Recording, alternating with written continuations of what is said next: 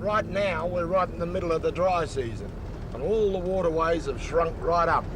What that means is that all the animals and the bird life concentrate right on those waterways, and that's what's happening here at the moment. Of course, in traditional times, Aboriginal people would have to wander around from one waterway to another. And consequently, they were fairly nomadic, chasing game and chasing the animals and the food. These days, of course, they don't do that anymore. What they do today is they live in communities like Aurukun.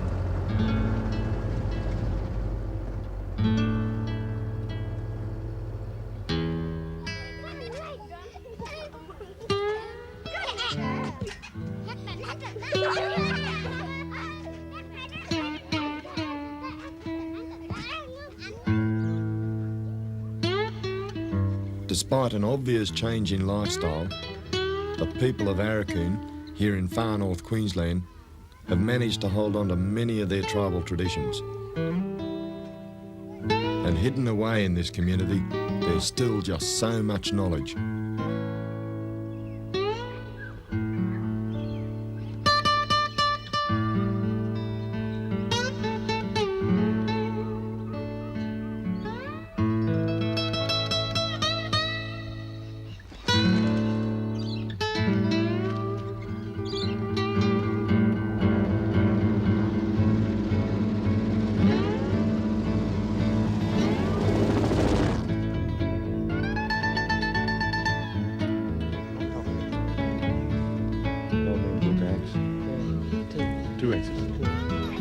Maybe you make that spear here last time? Huh? You make that spear here last time, too.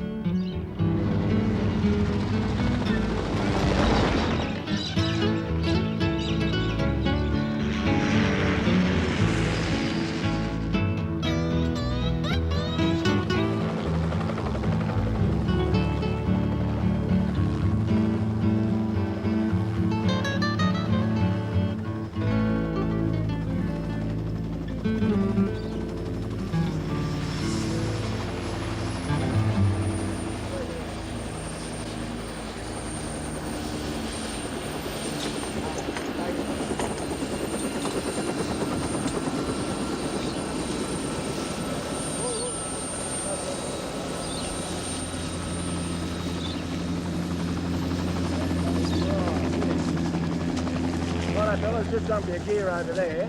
Put it down over there for a bit, eh? These blokes are from the city. And of course, to them, survival's helicopters and take away tucker. But you get them out the bush for a bit and take all those resources away, and it's a different ball game. They're going to be out here for the next 4 days, and they're going to be taught by the experts. Righto. Listen, I'll just go through a few points, particularly for you blokes who've just arrived here. You're going to be here for the next 4 days, working with these people here. And hopefully what they're going to do is pass across a whole bunch of information and knowledge that you've got no idea about to date. Okay? So keep your eyes open. You're looking for information. And if you ask questions, these people here will tell you. They'll give you all the information you want about living in this sort of country. We gotta go together. Yeah, right. We're not separating each other. No. Yeah. Take these boys with us. Yeah. Like that other time. Yeah, Same way. other time. Same way. Okay, now, you won't find it too hard. You're not going to starve while you're here. There's plenty of tucker around. These billabongs-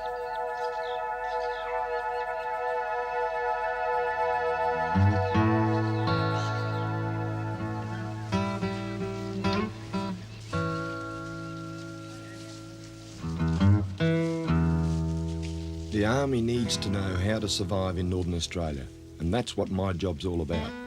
And I reckon this is the best way to do it.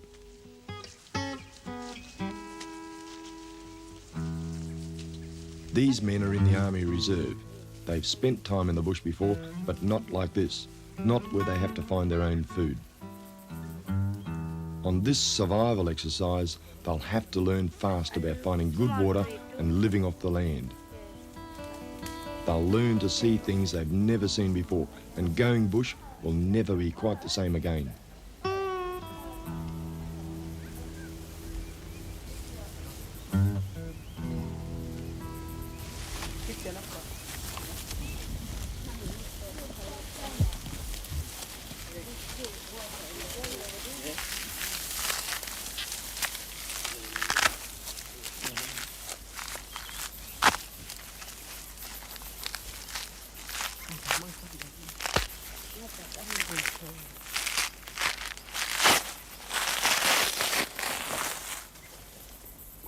Make some bowl for drink.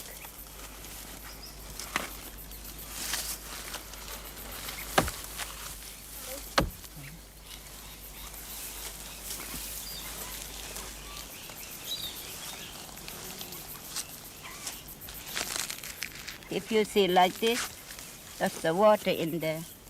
Yes. The tree's bulbs in the bottom. Yeah. Bulbs. Yeah. Was it only this type of tree? Yeah, like this. Like this. Oh, Yeah. Taste it, eh, boys?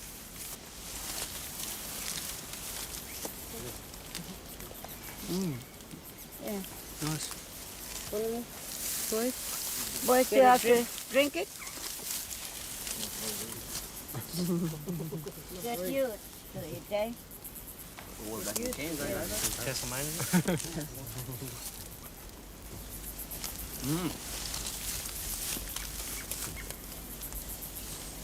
Alright. That's okay. Good.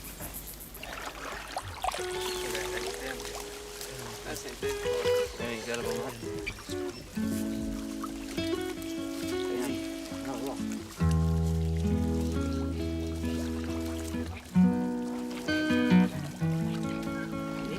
Yeah.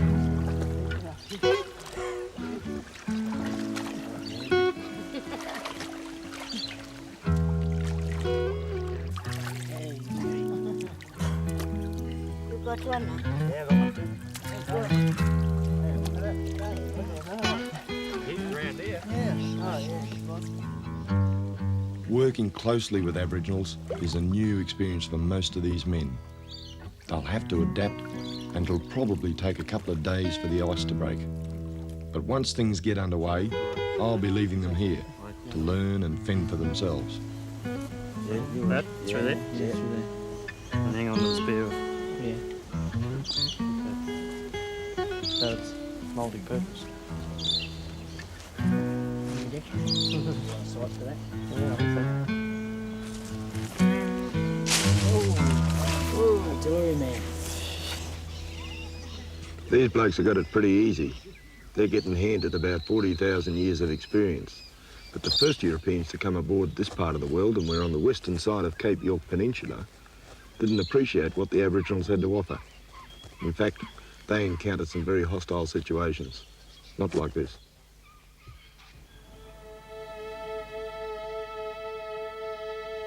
120 kilometres north of Aurukun, there's a place called the Pennyfather River.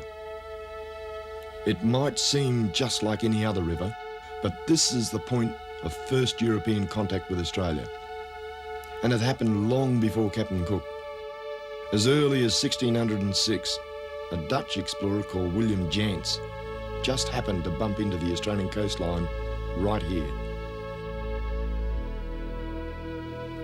Just have a look at this.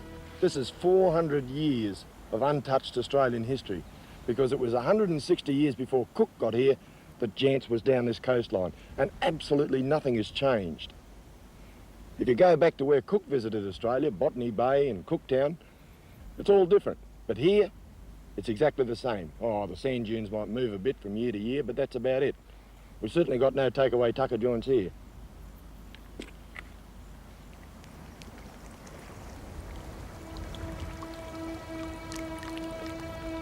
But it seems that tucker was the last thing on Jantz's mind. What looks like a tranquil place today turned into a real nightmare for the Dutchmen. They clashed with the local Aboriginals, the Wicmonkin tribe. Several men were killed and Jantz fled. His journal has never been found, but we can be pretty sure that, like all the other European explorers who followed him, he wasn't too impressed with what he saw of Australia. It's pretty understandable, really. Those Dutch sailors came out here looking for wealth, spices and gold, things they are familiar with. This must have looked like landing on the moon. It's fascinating to imagine what could have happened if they'd stayed longer. Could they have survived? Those people who attacked Jantz have been living off the land for thousands of years. Today you can still do it, if you know what you're looking for. You see these? They're cockle shells, and you get them very commonly along this coastline. All you got to do is chuck them on the hot coals and they pop open and you can eat them. They're just like a mussel. In fact, Aboriginals did eat the odd one or two of these.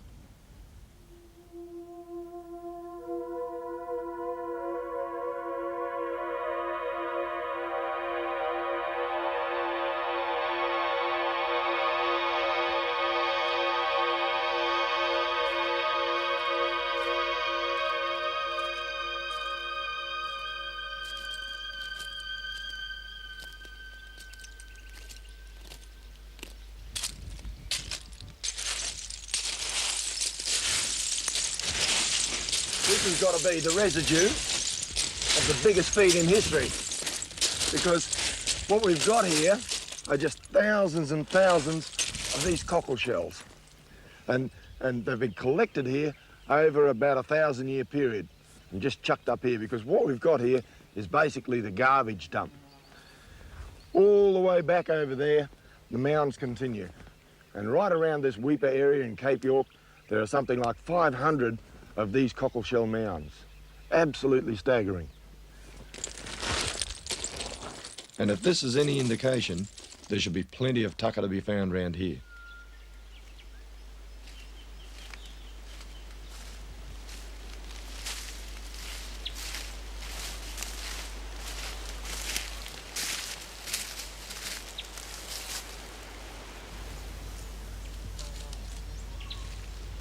I'll be able to use these later on.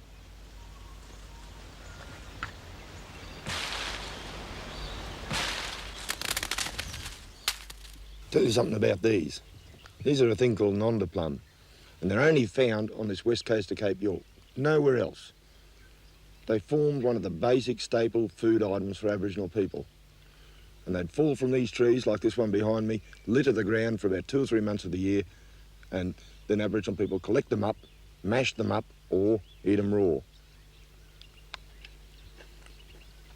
They've got a very mealy sort of a taste to them. Pretty dry too. I was reading in one book one time, an anthropologist bloke by the name of Thompson, I think, reckoned that these were particularly popular with old toothless Aboriginal women. I can understand why.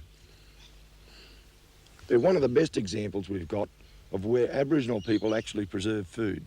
What they'd do is dig a hole, collect up the nuts, and then bury them into the hole. They'd cover them up, And that way, they'd stay fresh and they'd come back perhaps 2, 3, 4 weeks later and dig out the hole again.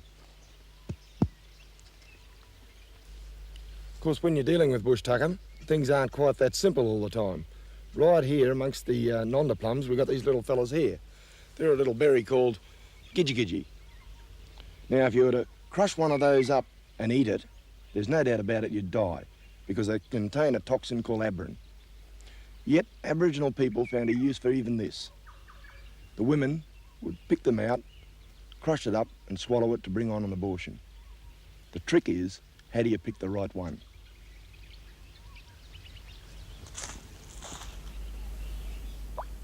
The idea is to drop the abra seeds into water. Most of them will sink, but occasionally one will pop back up onto the surface, floating. And it was those floating ones that they'd chew up and swallow. Now, half the time, they'd not only abort the fetus, they'd also abort themselves. It was an extremely dangerous practice, a bit like Russian roulette. I guess the whole exercise goes to emphasise the fine line between surviving and dying in the bush.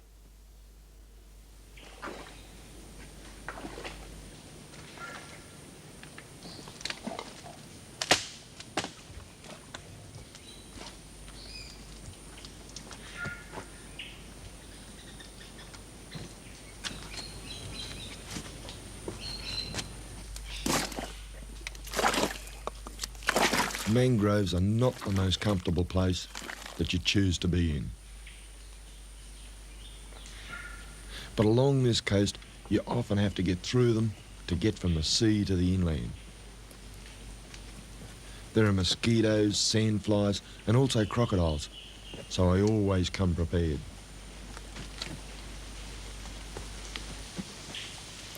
This is not the first place that you'd think of to look for food.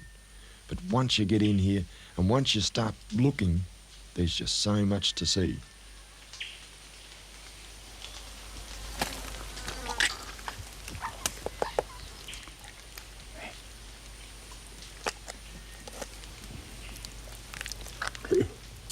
It's an untouched, primitive environment, just teeming with life. Like this little fella here, a Queensland mud crab. One of these will certainly give you a good feed.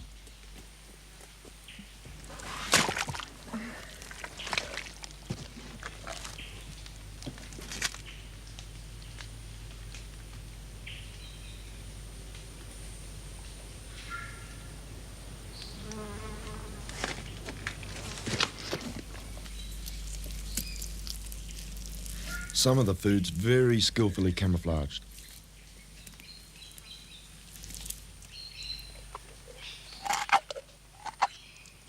This mud mussel is a real mangrove delicacy. It's high in protein and it tastes great. Well worth the effort of a trip into the mangroves.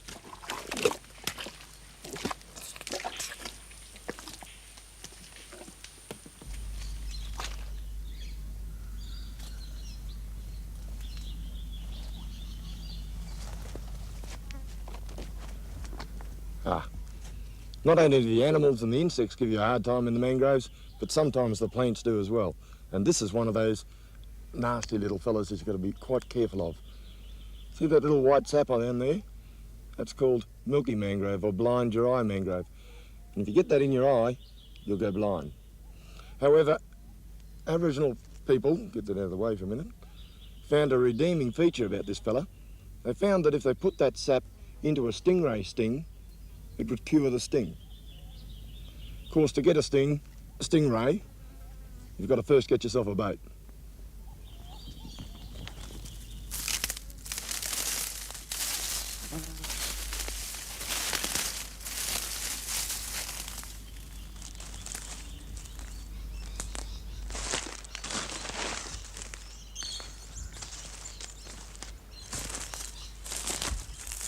The traditional way to catch stingray around here is from a canoe.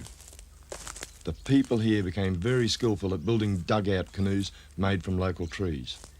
But of all the trees around here, there was only one type that they used, a very special tree called a bombax. And they're quite rare, not easy to find. This is a real beauty. In fact, Aboriginal people used to prize these trees so much that they used to, here it is here, put a big blaze across the trunk. And that would mean personal ownership of the tree, so that they could later on chop it down and turn it into a canoe.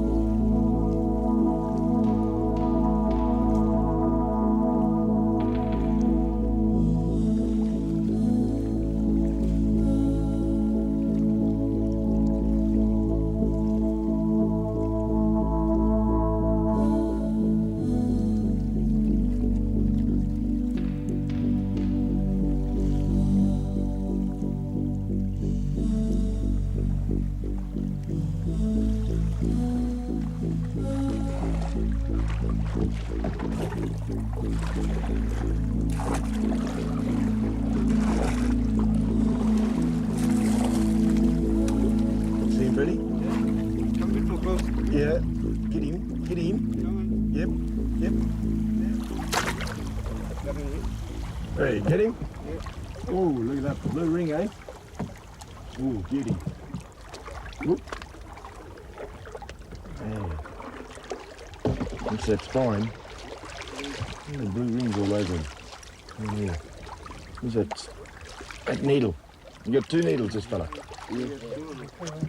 One missing, man. Second one back. Yeah, 1, 2. You cook him up? Looks a beauty, doesn't he? All right, we're going to take this in and go and have a go at him, eh? Well, paddle him off that. Yeah, paddle him back to the beach.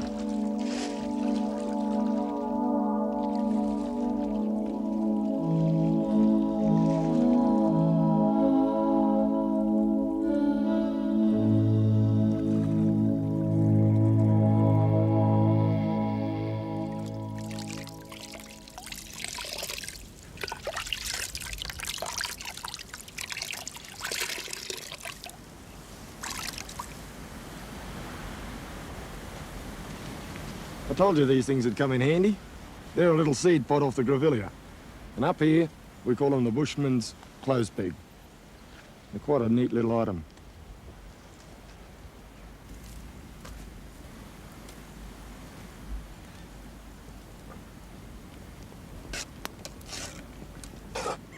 I suppose you reckon I got a big feed of stingray stew here. Well, there's a bit of a local practice in vogue here, and it says that the bloke who spears the stingray takes it home and eats it. That's fair enough. Us blokes who bail out the boat, we got to look after ourselves.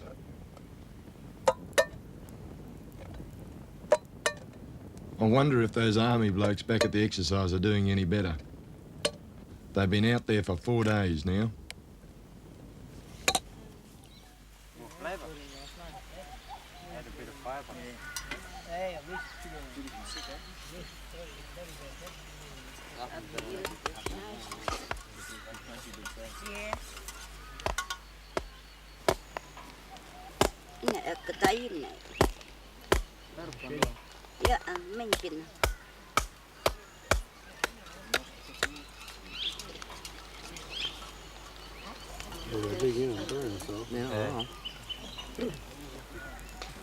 And you cut all the stuff.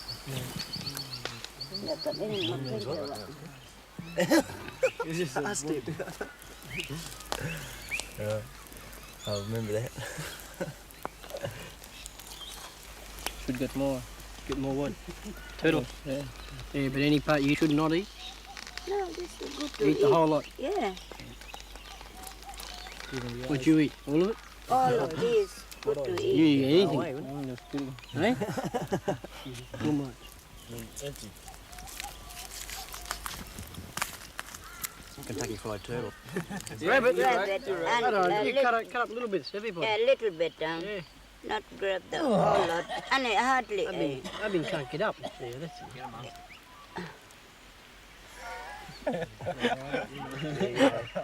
I've been a fat part of yours. Oh, yeah, good. Good. Chicken. Chicken. No, a bit of venison, but chicken. It'll wear Tony, yeah. No, it won't taste Mine, like yeah. chicken. That's good. Tastes better. That's all right. I use this to get the soup. You're gonna cut it after. File snake. Pass him round. Bones, lots of bones. Yeah, heaps of bones, eh? You eat them then? Eat the bones? Don't chew bones. I chew them. You can chew them up. No, what? Not oh, yeah, can in and one You want a fair few of them to make a feed, wouldn't you? Is that bit of You almond want a lot of them, there? eh? That's almond. Almond, so I don't need that, eh? Good lunch, eh? I want them. Sergeant and one Good. Good and chewy. I young is you. It's like a fishy sort of chook taste, isn't it? Chucky. Now tell us, fair dinkum, what are your attitude about Aboriginals now that you've been mixing with this type of situation for a couple of days, compared with what you had before you got here? Yeah, different. Different. Well, just that, there's so much more. So they've got the culture up here, they don't seem to be... They've got, they can teach us things, which is amazing. Normally you don't think of that. Yeah. And they've got such a rich culture too, and it goes back so far. And they hang on to that, but they also, these guys play guitar in a rock band as well. Yeah. But he takes both, so that's really good. Yeah. Much different attitude than you get just looking in the cities. Yeah. What about the area here? Do you feel a bit more confident in this sort of environment now? Oh, much, yeah. Yeah, especially the water tree. Yeah. Or getting the water out of the tree, I feel, a hell of a lot more confident than what I would if I stuck out here for a couple of months. Yeah. Yeah, much more, yeah. We have a bit of a throw around spears yesterday afternoon, and young fellas were having a go. Then old James got up, one hand, give it a bit of a shake, and straight as a die. It's pretty good, they're really right on it. So obviously they've been learning off their parents and their grandparents too. Yeah. Which is really good. Skills and their history. Like they were telling us about all the storybooks they got, and they've got a dictionary written in their own language and everything. They're really proud of that, which amazed me. Yeah. That actually, embrace the culture, not only just look at it as something we've got to learn, like we would. Yeah. I hope to see you down at Aurukun sometime. You come down. Yeah. See you next time. Yeah. Thanks for everything, eh? Thank you very much. I'll see you in Cairns. Yeah. Do your recruit course with us. All right. Take you around. Peter? Yeah. Simeon? Yeah. Thanks for helping us all those things. Peter the fisherman? Yeah, man. From Tiffany. Fantastic. Do you think you're enjoying We'll come to Aurukun sometime. Yeah. I'll probably